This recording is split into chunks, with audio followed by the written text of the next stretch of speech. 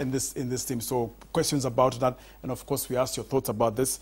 Our guest, of course, this morning is somebody who's saying he has something to bring to the table in as far as county governance. Dr. Evans Kidero. You know, I always tell you, Dr. and I'm going to ask, maybe then let me to that first question. We had two very young individuals talking about why there needs to be a clear focus in as far as the youth is concerned. You know that 18 to 35, according to research, will determine the next office. Your thoughts, because I know you've done so much in terms of young people.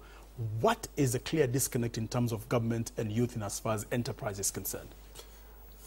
I think what it is so far, the government has been the biggest business. Yes. And the government has been fairly introverted in terms of driving the business agenda. That's true. To the extent that the youth haven't been given a major role, despite the youth playing a major role. Absolutely. In putting the government in place. Absolutely. But it's also an established fact that the mental and the intellectual capacity of people starts going down at about middle age. Yes, yes. And I think what the youth needs to do is to ensure that they themselves, who are at the peak of the intellectual capacities, yes, and other leaders who are at the peak of the intellectual capacities, come in, obviously, with the youth agenda. Absolutely. You've done a lot of work with young people. You've engaged with young people for many years. I mean, a lot of us have gone through your words of wisdom in as far as careers are concerned. What is it that they yearn for in as far as opportunities, even in areas of leadership?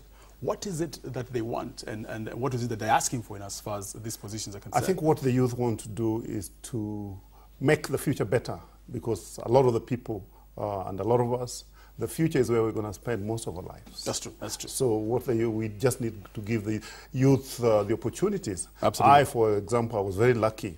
I became a director of a company, or sales and marketing director, at the age of 29. Wow. Yeah. And wow, obviously that gave me a platform on which I've managed most of organizations. And the issue that the youth are the leaders of the future should not be the case. I mean, youth are leaders of now. Of now, absolutely. Of now. Sammy is lining up. Sammy, just line up some of the big questions. Of course, I need you to comment on this, Dr. Today's big question is: do you trust the shortlisting process IEBC commissioners are engaged in?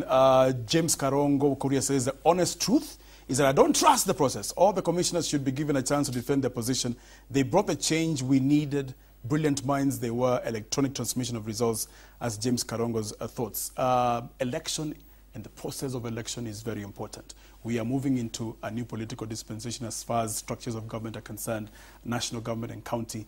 Your thoughts in terms of this very historical moment for us as a country. We haven't even put systems in place in terms of an election body.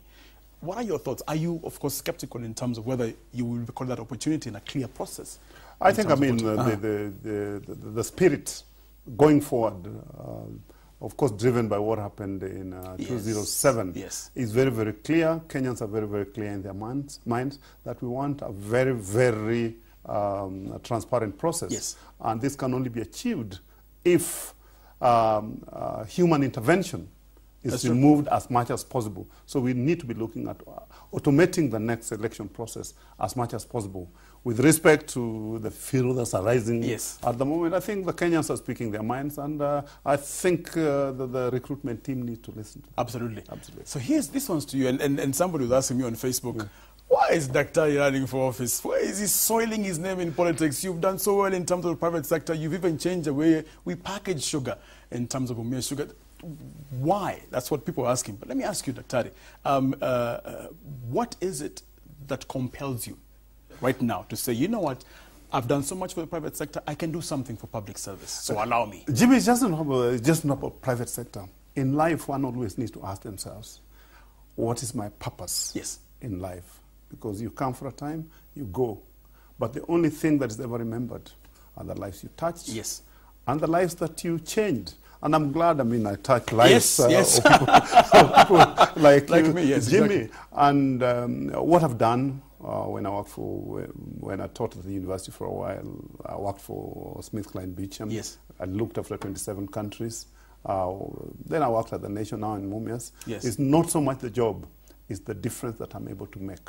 Absolutely. the value that I'm able to add, and the lasting difference that that makes. Absolutely. And I think that time has come. Nairobi is 67% of the gross domestic product of this country. There's no bigger business to manage or run in this country than Nairobi. That's true. Yeah. Absolutely. And I think basically, I mean, even though having to be governor, you have to go there through a political process. And rightfully so, because Nairobians need to determine who's going to manage their resources. Absolutely. But the job itself is a commercial, is a management process, yes, like managing any commercial operation. Absolutely. Talk about the tragedies. And of course, immediate challenges for you will be informal settlement amongst many.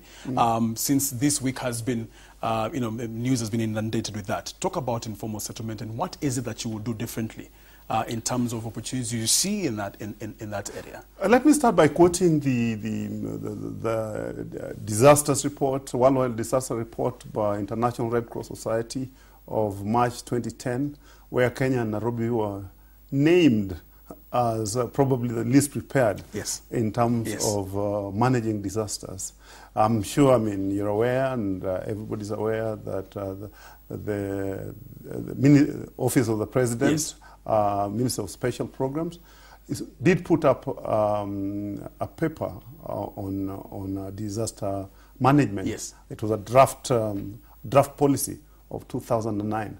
That hasn't been enacted so far.